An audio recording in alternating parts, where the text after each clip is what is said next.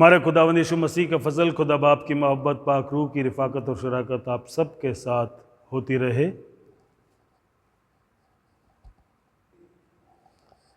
तमाम कुदरत के खुदा, तेरे आगे सबके दिल का हाल खुला है। तुझे सबकी मुरादें मालूम हैं और तुझसे कोई भेद छिपा नहीं। अपने पाक रूह के असर से हमारे दिल के ख्यालों को पाक कर, ताकि हम तुझसे कामिल मोहब्बत रखें और लायक तौर पर तेरे पाक नाम की बढ़ाई करें, हमारे खुदावंद यीशु मसीह के वसीले से। आमीन। आलम बाला पर खुदा का जलाल और ज़मीन पर उसके लोगों में सुलह। खुदावंद खुदा आसमानी बादशाह, तमाम कुदरत के खुदा बाप, हम तेरी परस्तिश करते, तेरा शुक्र करते और तेरे जलाल के लिए तेरी हमद करते हैं। ऐ खुदावंद यीशु मसीह, बाप के इकलौते बेटे, ऐ खुदावंद खुदा, खुदा के बर्रे, तू जहान का गुनाह उठा ले जाता है, हम पर रहम कर। तू बाप के दाहिने बैठा है, हमारी दुआ कबूल कर, क्योंकि ऐ यीशु मसीह, तू ही कुद्दूस है, तू ही खुदावंद है, तू ही पाक रूह के साथ खुदा बाप के जलाल में आला है। आमीन। यशाया नबी की पुस्तक, उसका 35 अध्याय, उसकी 3 आयत से लेके आखिरी आयत तक। ढीले हाथों को दृढ़ करो और थरथराते हुए घुटनों को स्थिर करो। घबराने वालों से कहो, हियाब बांधो, मत डरो, देखो तुम्हारा परमेश्वर बदला लेने और प्रतिफल देने को आ रहा है। हाँ, परमेश्वर आकर तुम्हारा उद्धार करेगा। तब अंधों की आंखें खोली जाएंगी और बहरों के कान भी खोले जाएंगे। तब लंगड़ा हिरन की सी चौकड़ियाँ भरेगा और गूंगे अपनी जीभ से जय जयकार करेंगे, क्योंकि जंगल में जल के सोते फूट निकलेंगे और मरुभूमि में नदियाँ बहने लगेंगी और सूखी भूमि में सोते फूटेंगे, और जिस स्थान में सियार बैठा करता है उसमें घास और नरकंट और सरकंडे होंगे। वह एक सड़क अर्थात राज्य मार्ग होगा, उसका नाम पवित्र मार्ग होगा। कोई अशुद्ध जन उस पर से ना चल पाएगा, वह तो उन्हीं के लिए रहेगा। और उस मार्ग पर जो चलेगा वह चाहे मूर्ख भी हो तो भी कभी ना भटकेगा। वहाँ सिंह ना होगा और कोई हिंसा जंतु उस पर ना चढ़ेगा, ना वह पाया जाएगा, परंतु छुड़ाए हुए उस पर नीति चलेंगे। यहोवा के छुड़ाए हुए लोग लौटकर जय जयकार करते हुए सिय्योन में आएंगे और उनके सिर पर सदा का आनंद होगा। वे हर्ष और आनंद पाएंगे और शोक और लंबी सांस का लेना जाता रहेगा। ये खुदा का वचन है।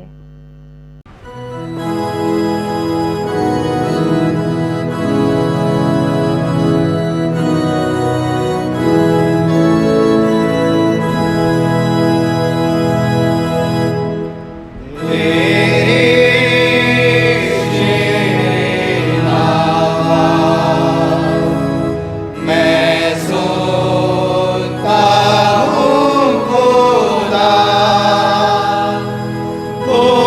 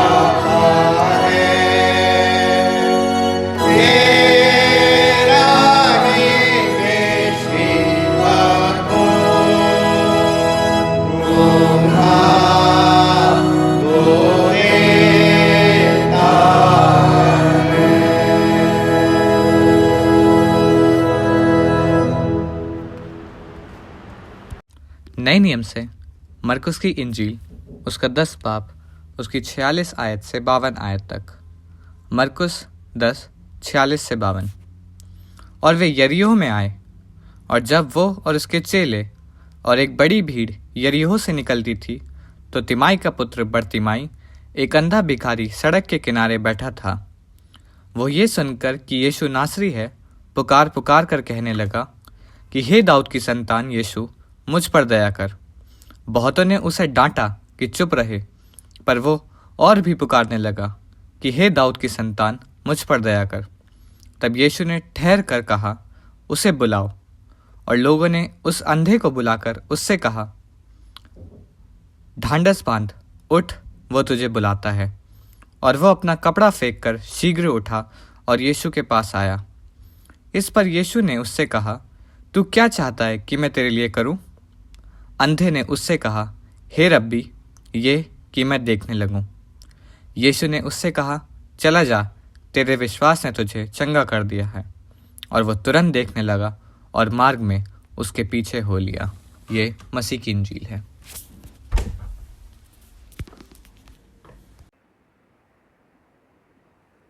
मसीह मेरे प्यारे भाइयों बहनों, आप सबको जय मसीह की। आइए आज जो इंजील पढ़ी गई है खुदावन की, उसको नए अंदाज में देखेंगे। हमारा नज़रिया बदलेगा आज, और खुदा पाक रूह हम में से हर एक से बातचीत करेगा। और ये व्यक्तिगत रूप से आज मैसेज है हम सब के लिए, क्योंकि मैंने और आपने ये इंजील कई बारी पढ़ चुके, कई बारी हम सुन चुके, लेकिन आज विशेष तौर से प्रभु यीशु मसीह मेरे से और आपसे बात करना चाहते हैं। तो हम थोड़ी देर खामोशी में रहेंगे और प्रार्थना में चलेंगे। प्यारे आसमानी बाप, आप यीशु नासरी के नाम से अपनी पवित्र आत्मा को भेज, ताकि आज का वचन 100 गुना आशीष लेके आए। खुदावन यीशु मसीह के नाम से आमीन।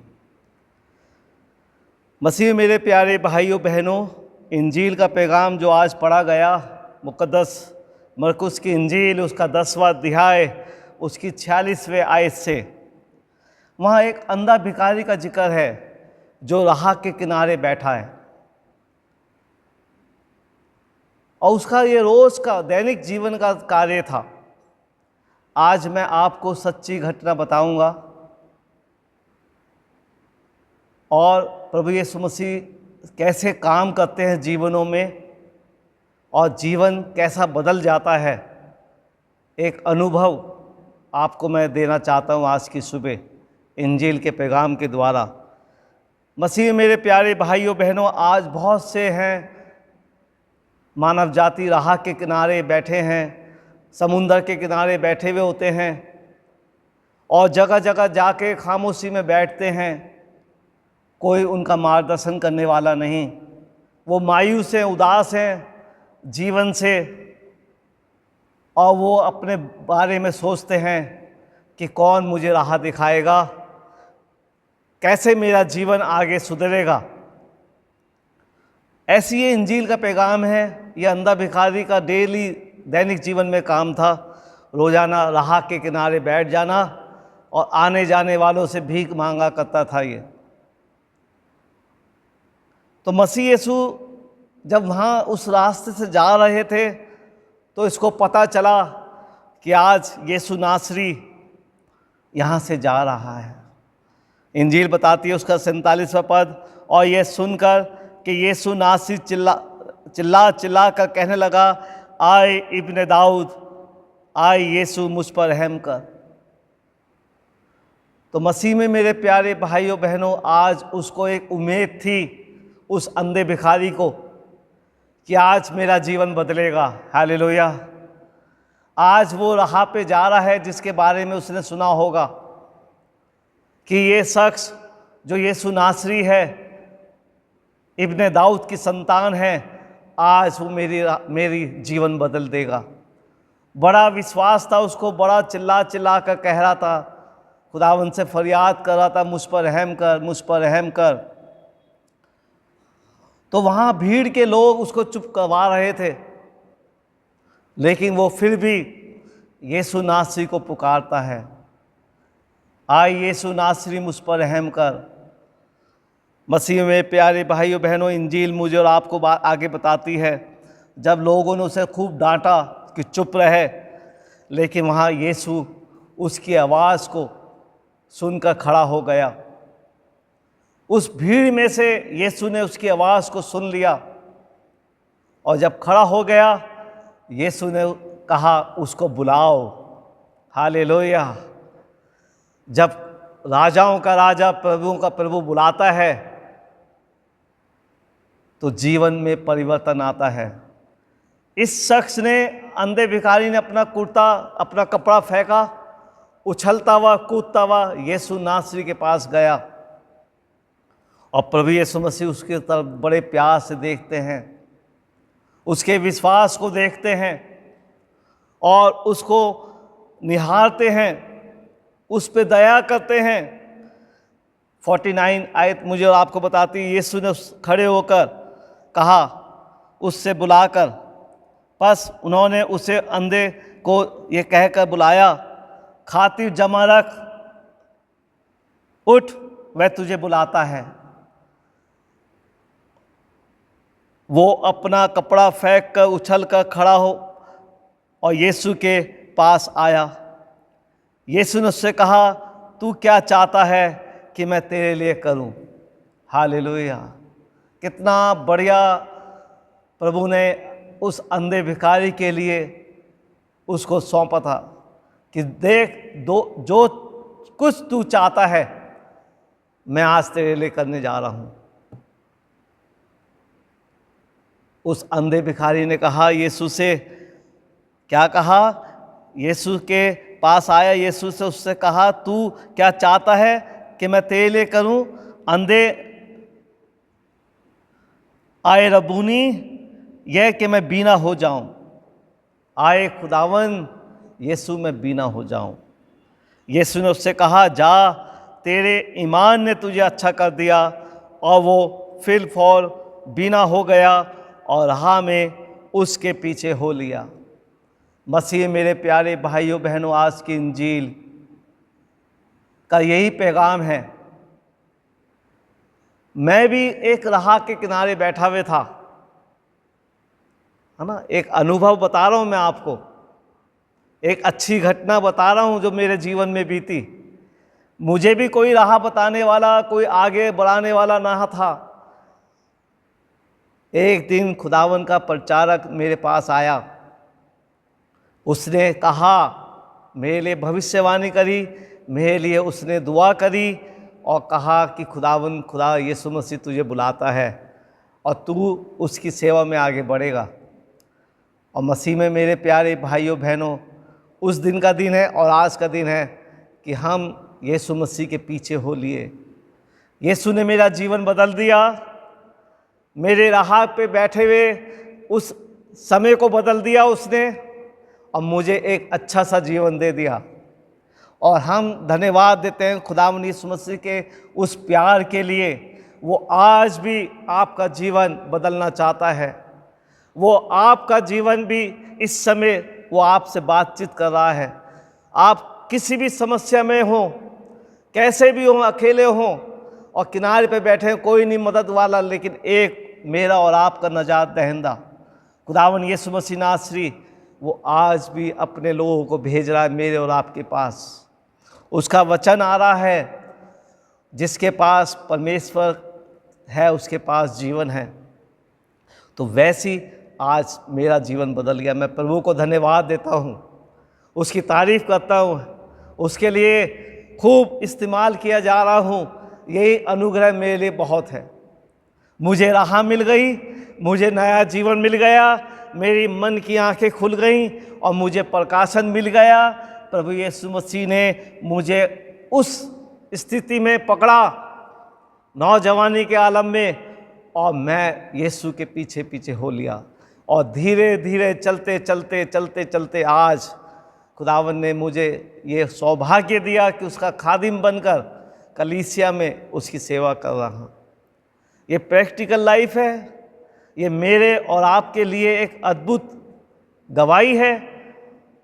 और मैं धन्यवाद देता हूँ इस सुंदर वचन के लिए कि यीशु ने भी हमसे पूछा कि तू क्या चाहता है। प्रभु ने हमारी आवाज़ को सुना, हमारी प्रार्थनाओं को सुना और सारे अंधकार में से निकालते हुए ज्योति में लेके आया। और धन्यवाद देते हैं कि आज भी वो इस समय वर्तमान में भी वो अपनी सेवा ले रहा है।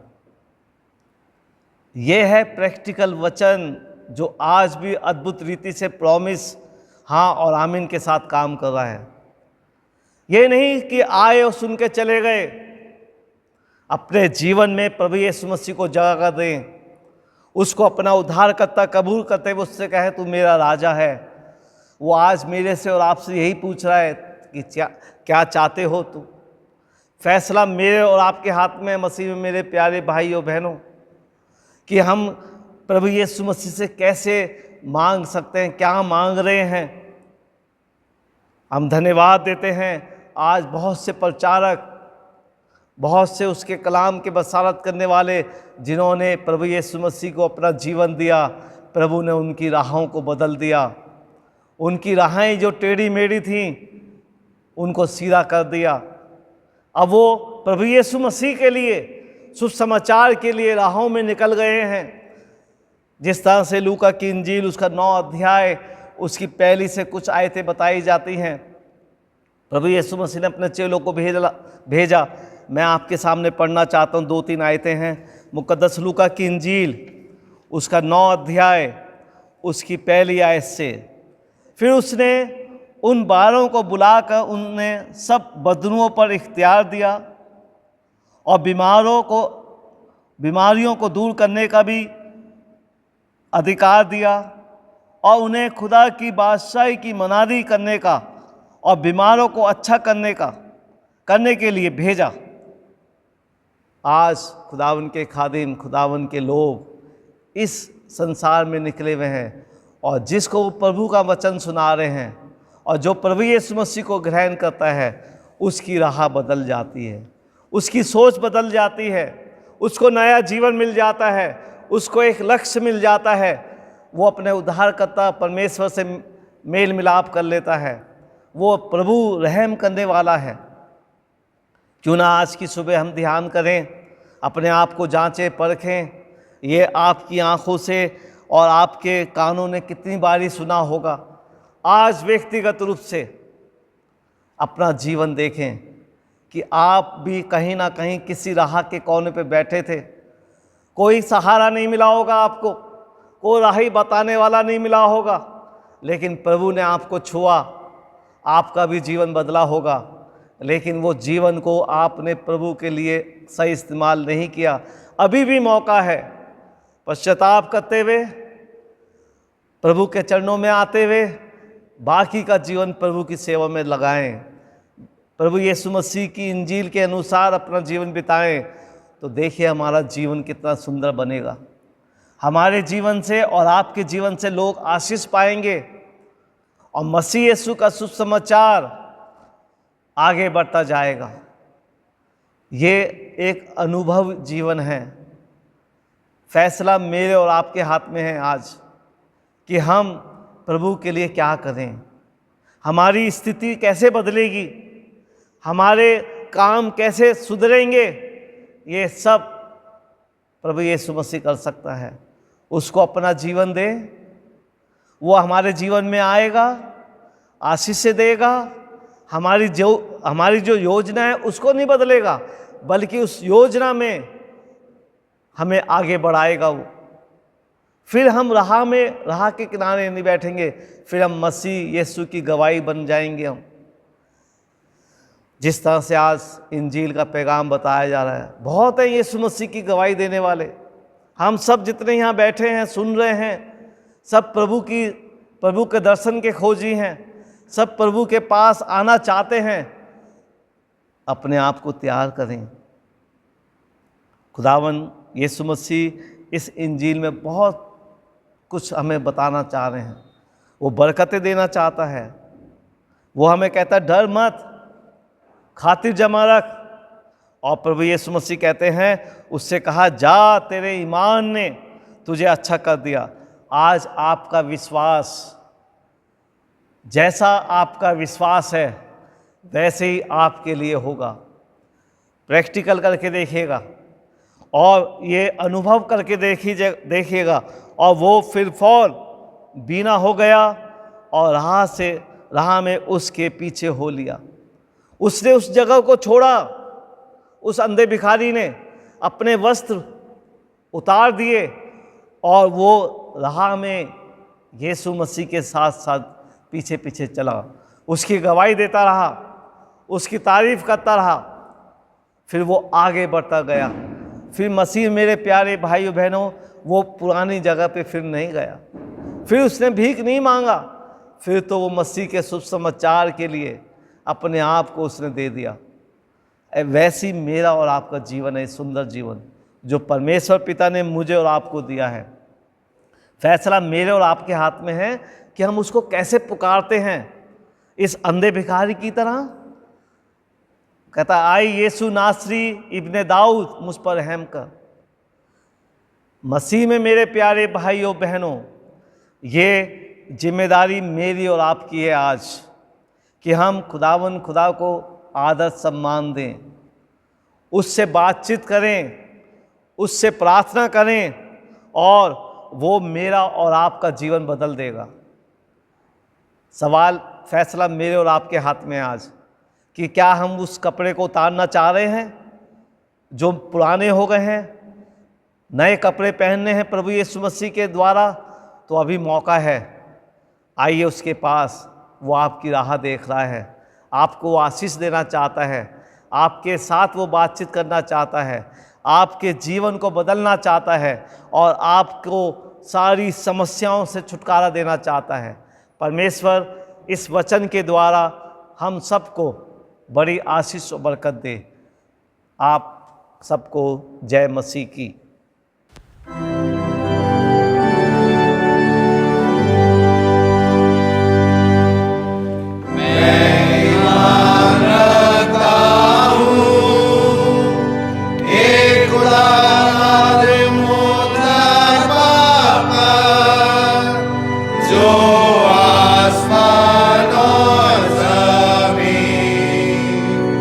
और सब की और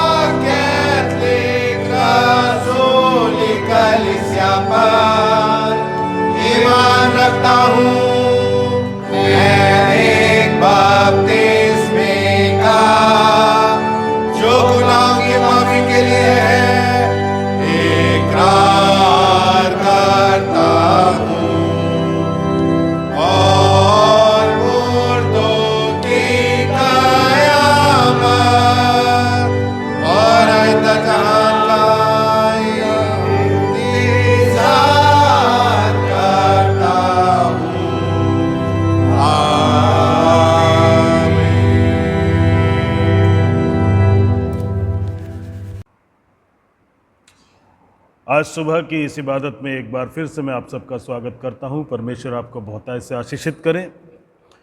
हम लगातार इन इबादत में जब शामिल हो रहे हैं तो परमेश्वर का धन्यवाद करते हैं कि लगातार हम ऑनलाइन तरीके से इबादत में शामिल हो सकें। उस वक्त भी जब फिज़िकल तरीके से गिरजाघरों में हमें इबादत करने की इजाज़त नहीं थी, लेकिन अब समय है कि हम दोबारा से चर्चेस को रीओपन कर रहे हैं। हम होली ट्रिनिटी चर्च की कलीसिया के लिए अपने चर्च को फिर से खोलेंगे इस संडे से, यानी कि जो इतवार 17 तारीख को 17 अक्टूबर को है, उस दिन हम चर्च में भी सर्विस इबादत शुरू कर रहे हैं आज के दिन। और हमने इबादत जो रखी है उसकी जो टाइमिंग इस तरीके से होगी कि 2 इबादत हम करेंगे। सुबह 8:30 बजे एक इबादत होगी और दूसरी इबादत सुबह 10 बजे होगी। हमें इस इबादत को 2 बार इसलिए करना पड़ रहा है क्योंकि हमें नंबर्स को रेस्ट्रिक्ट करना है। हमें जो कलीसिया का नंबर है उसे ज़्यादा नहीं बढ़ने देना एक सर्विस में, क्योंकि जितनी इजाज़त है सिर्फ उतना ही करना है। हम कोशिश करेंगे कि मैक्सिमम जो है हम 70 तक लिमिट करें, ताकि 2 सर्विसेज में ज़्यादा से ज़्यादा लोग अकोमोडेट हो सकें। और जब हम सर्विसेज को करेंगे तो मेहरबानी से उन सारे निर्देशों का पालन करें जो आपको बताए जाते हैं, जो कि निर्देश हमें डिज़ास्टर मैनेजमेंट एक्ट के अंदर तहत सरकार की तरफ से दिए गए हैं। हमें जब चर्च में आते हैं उस वक्त सबसे पहली चीज़ हमें थर्मल स्कैनिंग के लिए अपने आप को प्रेजेंट करना है। हमें उसे अवॉइड नहीं करना है। हमें जो थर्मल टेम्परेचर स्कैनिंग है, जो कि आपको बाहर गेट पे मिल जाएगा, कोई भी शख्स आपका टेम्परेचर मेज़र करेगा। उसके बाद अपने हाथों को सैनिटाइज़ करना है और सैनिटाइजेशन का ध्यान रखना है। चेहरे पर मास्क लगा कर रखना है। पूरी सर्विस के दौरान मेहरबानी से ध्यान रखें कि मास्क लगाना बहुत ज़रूरी है। और उसके साथ साथ सोशल डिस्टेंसिंग का भी ध्यान रखना है। जो जगह जहाँ पर बैठने के लिए हमारे लिए स्थान है वहाँ बैठेंगे। जहाँ स्टिकर्स लगे हैं उस जगह पर नहीं बैठना है, या जहाँ कुर्सियों में गैप है उस गैप को हमें कम नहीं करना है। हमें इस बात का ख़ास तौर से ध्यान रखना है। तो मेहरबानी से याद रखें, एक सर्विस सुबह 8:30 बजे है, उसके बाद दूसरी सर्विस जो होगी सुबह 10 बजे होगी, ताकि ज़्यादा से ज़्यादा लोग अकोमोडेट हो सकें दोनों सर्विसेज में। हम समझते हैं कि कॉन्ग्रीगेशन के सारे लोग इसमें अपने आप को परमेश्वर के सामने उपस्थिति में ला सकते हैं, इबादत कर सकते हैं। और कोशिश करें, अगर आप बहुत ज़्यादा बुज़ुर्ग हैं या आपके घर में छोटे बच्चे हैं, तो फ़िलहाल अभी कुछ समय के लिए आप कोशिश करें कि वो इबादत में ना आएँ, ताकि ज़्यादा से ज़्यादा लोग जब शामिल होते हैं उसमें वो लोग भी शामिल ना हों जो किसी भी तरीके से अपने आप को किसी बीमार अवस्था में पाते हैं, ताकि उनकी सेहत का भी हम ख्याल रख सकें और वो भी सुरक्षित रह सकें। इसके साथ साथ हमें इस समय में जो कि हमारे चर्च का उर्स का समय आता है उसके लिए भी ध्यान रखना है। 7 नवंबर को हम उर्स मनाते हैं, लेकिन इस बार हम किसी भी गेस्ट को इनवाइट नहीं कर रहे हैं, सिर्फ कलीसिया के लोग होंगे। और उसी तरीके से पूरे सोशल डिस्टेंसिंग, मास्क, सैनिटाइजेशन का ध्यान रखेंगे। और इन सारी चीज़ों का ध्यान रखते हुए हम इस बात को इंश्योर करेंगे कि सिर्फ चर्च के मेंबर्स ही इसमें जो इबादत है उसमें शामिल हों।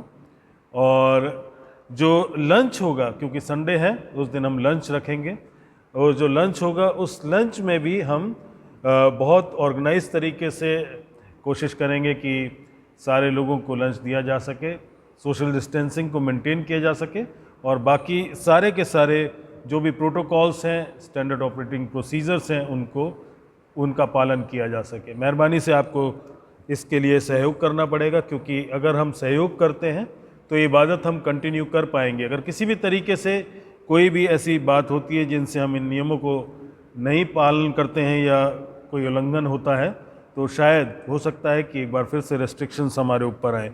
तो मेहरबानी से इन बातों का ध्यान रखें। और जो उर्स के लिए जो चर्च का जो हमारा, जिसे हम एनिवर्सरी कहते हैं, उस दिन का जो लंच है उसके लिए जो चार्जेस रखे गए हैं 150 रुपये हैं, 150 रुपीज़। मेहरबानी से इस साल आप थोड़ा कोऑपरेट करें। ये सिर्फ इस साल के लिए है। आप सोचेंगे कि एकदम से इतना अमाउंट क्यों बढ़ा दिया गया है।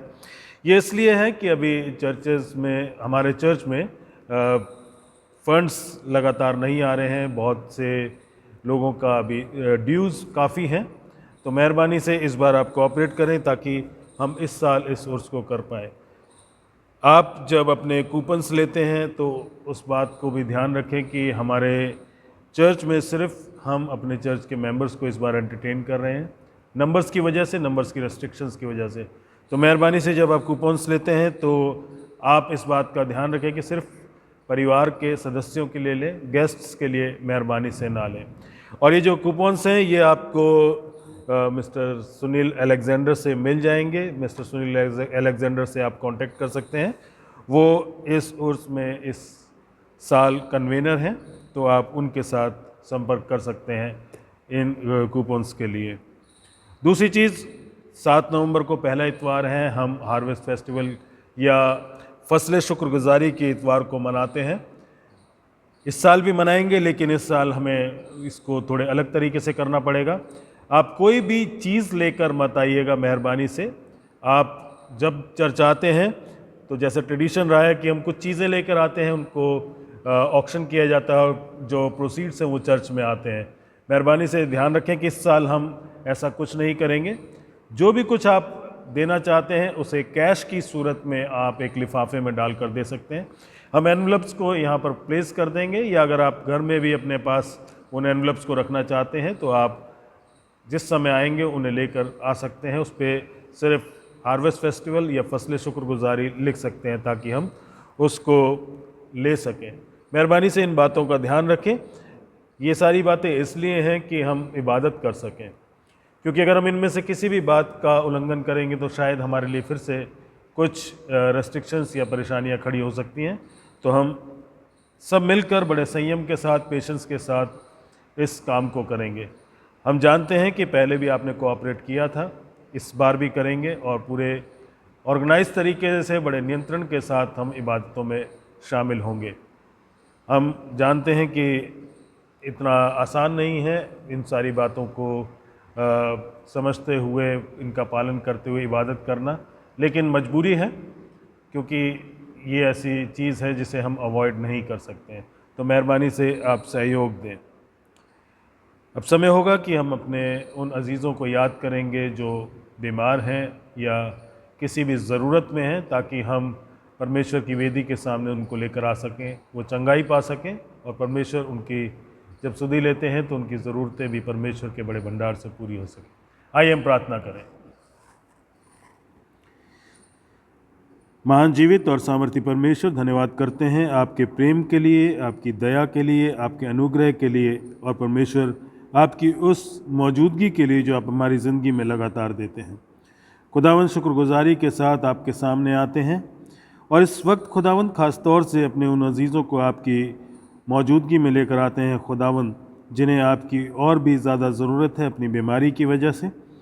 खुदावंद आपसे मांगते हैं कि बीमारों के ऊपर आपकी चंगाई का हाथ हो और परमेश्वर आप जब उन्हें छुएं तो वो प्रभु अपनी तंदुरुस्ती को एक बार फिर से पा सकें, बीमारी के बिस्तर से उठ सकें और खुदावंद आपकी उस बड़ी रहम की बात को अपनी ज़िंदगी में महसूस कर सकें। खुदावंद आप उनके साथ हों, सबको संभालें और परमेश्वर अपनी चंगाई को बहुतायत से अपनी कलीसिया के लोगों के बीच में आने दें। खुदावंद इस समय खास तौर से उन लोगों के लिए भी दुआ करते हैं जो किसी भी तरीके से इनकी तीमारदारी करते हैं, इनकी सुधि लेते हैं, इनकी सेवा टहल करते हैं। परमेश्वर आप उनके भी साथ हों, उनके हाथों को भी सबल बनाएं। खुदावंद इलाज करने वाले डॉक्टर्स को और परमेश्वर सब लोगों को जो उनकी सहायता करते हैं, प्रभु आप उनके भी साथ हों। खुदावंद हम उन लोगों को भी आपकी उपस्थिति में लेकर आते हैं जो अलग अलग ज़रूरतों की वजह से परमेश्वर अपने आप को मायूस या कमज़ोर पाते हैं। प्रभु आप उनके भी साथ हों, प्रभु उनकी भी सहायता करें, क्योंकि परमेश्वर आप बहुतायत से देने वाले प्रभु हैं। प्रभु हमें आप पर पूरा भरोसा है, इसलिए आपसे मांगते हैं कि आप अपने लोगों की तमाम ज़रूरतों को पूरा करें। और परमेश्वर विपरीत परिस्थितियों में भी हमें संयम रखने की और परमेश्वर हमें मजबूत रहने की वो तौफीक दें कि परमेश्वर हम अपनी ज़िंदगियों के द्वारा मुश्किल, अच्छे और हर समय में खुदावंद आपकी सिताइश, आपकी महिमा और आपका जलाल करने वाले हो सके। खुदावंद सब बातों के लिए शुक्रगुजारी से इस प्रार्थना को मांगते हैं। खुदावंद यीशु मसीह के नाम में सुने और ग्रहण करें, आमीन। आइए हम सब इंसानों के लिए दुआ करें और अपनी दुआओं को खुदावंद यीशु मसीह की दानी सिफारिश के साथ पेश करें। आए आसमानी बाप, हम तुझसे दुआ करते हैं कि सारे जहान में इंसाफ और सुलह कायम हो और हर इंसान बहुतायत से ज़िंदगी पाए। आए रहीम खुदावंद, हमारी दुआ सुन। उन सब के लिए जो इस शहर में बसते हैं और उन तमाम बातों को दूर करने के लिए भी जो एक दूसरे में फूट और झगड़े पैदा करती हैं, ताकि हमारे मुल्क में सच्ची एकता और मेल मिलाप की तरक्की हो। आए रहीम खुदावंद, हमारी दुआ सुन। उन सब के लिए जो खेती बाड़ी, उद्योग धंधे या व्यापार में लगे हुए हैं, सब मज़दूरों और कारीगरों के लिए, और उन सारे लोगों के लिए भी जो हमारी ज़रूरतों को पूरा करते हैं। आए रहीम खुदावंद, हमारी दुआ सुन।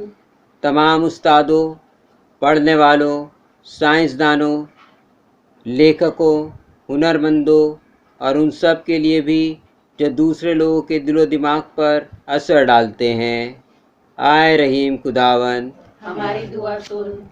उन सब के लिए जो दुख या तकलीफ़ उठा रहे हैं, बेरोज़गार हैं, गरीब और भूखे हैं, मुहताज जो कुचले हुए हैं, जो बीमार या मरने के करीब है।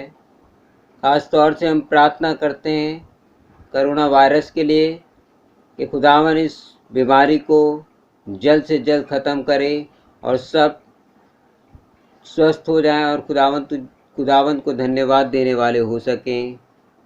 और उन सब के लिए भी जो उनकी मदद करते हैं। आए रहीम खुदावंद, हमारी दुआ सुन। उन सब के लिए जिन्हें इस मुल्क और दूसरे मुल्कों में इख्तियार दिया गया है, खासकर हमारे राष्ट्रपति रामनाथ कोविंद, प्रधानमंत्री नरेंद्र मोदी, इस सूबा के गवर्नर अनिल बैजल और मुख्यमंत्री अरविंद केजरीवाल, और उन सब के लिए भी जो किसी भी तरह का इख्तियार रखते हैं। आए रहीम खुदावंद, हमारी दुआ सुन। सब मसीही लोगों की एकता और मेल मिलाप के लिए और दुनिया में उनके मुनासिब तौर से गवाही देने और खिदमत करने के लिए। आए रहीम खुदावंद, हमारी दुआ सुन। इस मुल्क में तेरी तमाम कलीसिया के लिए, उसकी कौंसिलों और रहनुमाओं के लिए, खासकर हमारे मॉडरेटर पीसी सिंह, दक्षिण भारत की कलीसिया के मॉडरेटर ए धर्मराज और मार्थोमा कलीसिया के मेट्रोपॉलिटन और तेरी कलीसिया के तमाम दीगर खादिमों के लिए, ख़ास तौर से हमारे पासवान रेवरेंड जेकब जेम्स और डीकन जोएल लाजर के लिए कि वे अपनी खिदमत को वफादारी से बजा लाएं। आए रहीम खुदावंद, हमारी दुआ सुन। ये बख्श कि तेरे उन तमाम लोगों के साथ जिन्होंने वफादारी से इस दुनिया में तेरी खिदमत की है, हम भी तेरी बादशाही की अब्दी खुशी में शरीक हों। आए रहीम खुदावंद, हमारी दुआ सुन। आए आसमानी बाप, अपनी बादशाही जल्ला और हमारी इन दुआओं को कबूल फरमा जो हम तेरे बेटे और अपने खुदावंद और मुंजी यीशु मसीह के नाम के वसीले से पेश करते हैं। आमीन। गुनाहों का इकरार। आए अजीजो, हमारे खुदावन यीशु मसीह ने फरमाया, खुदावन हमारा खुदा एक ही खुदावन है। तो खुदावन अपने खुदा से अपने सारे दिल और अपनी सारी जान और अपनी सारी अकल और अपनी सारी ताकत से मोहब्बत रख। पहला हुक्म यही है। दूसरा यह है कि तो अपने पड़ोसी से अपने बराबर मोहब्बत रख। इनसे बड़ा और कोई हुक्म नहीं। खुदा ने दुनिया से ऐसी मोहब्बत रखी कि उसने अपना इकलौता बेटा यीशु मसीह बख्श दिया कि हमें गुनाहों से बचाए, आसमान में हमारे लिए सिफारिश करे और हमें हमेशा की ज़िंदगी को पहुँचाए। इसलिए आइए हम तौबा ईमान के साथ अपने गुनाहों का इकरार करें। हम खुदा के फजल से उसके हुक्मों को मानने का और सब लोगों के साथ मेल और मोहब्बत से रहने का पक्का इरादा करें। आए तमाम कुदरत के खुदा, हमारे आसमानी बाप, हमने ख्याल, कौल और फ़ेल से और अपने ही साथियों के ख़िलाफ़ गुनाह किया है। हमने अपनी नादानी और कमज़ोरी के बाइस और जानबूझकर भी बुराई की है और भलाई करने में नाकामयाब रहे हैं। इन सब के लिए हम निहायत गमगीन हैं और तौबा करते हैं। तेरे बेटे यीशु मसीह ने हमारे लिए अपनी जान कुर्बान की है।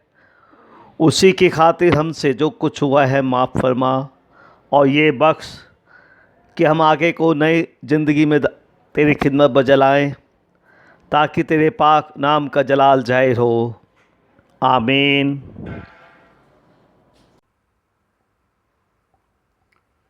तमाम कुदरत का खुदा उन सब को माफ़ करता है जो अपने साथियों को माफ़ करते और सच्चे दिल से तौबा करते हैं। वो हम पर रहम करे, हमारे सब गुनाहों को बख्शे और उनसे हमको रिहाई दे। हर तरह की नेकी में हमको मुस्तकम मजबूत करे और हमें हमेशा की ज़िंदगी में कायम रखे। आमीन। सेक्शन 22, एक दूसरे के साथ हम परमेश्वर की शांति को बांटेंगे। हम मिलकर मसीह का बदन हैं। हम सब ने एक ही रूह के वसीले एक बदन होने के लिए बपतिस्मा लिया, पर हम उन बातों के तालिब रहें जिनसे मेल मिलाप और बाहमी तरक्की हो। खुदावंद का इत्मीनान हमेशा आपके साथ हो। आइए हम दुआए रब्बानी एक साथ करें। ऐ हमारे बाप, तू जो आसमान पर है, तेरा नाम पाक माना जाए, तेरी बादशाहत आए, तेरी मर्जी जैसे आसमान पर पूरी होती है ज़मीन पर भी हो। हमारी रोज़ की रोटी आज हमें दे। हमारे कसूरों को माफ़ कर कि हम भी अपने कसूरवारों को माफ़ करते हैं। हमें आजमाइश में ना पड़ने दे, बल्कि बुराई से बचा, क्योंकि बादशाहत, कुदरत और जलाल अबद तक तेरा ही है। आमीन। खुदा का इत्मीनान जो समझ से बिल्कुल बाहर है, वो तुम्हारे दिलों और ख़यालों को खुदा और उसके बेटे हमारे खुदावंद यीशु मसीह की पहचान और मोहब्बत में महफूज रखे। और खुदा कादिर मुतलक बाप, बेटे और रुल कुदूस की बरकत तुम पर हो और तुम्हारे साथ हमेशा रहे। आमीन।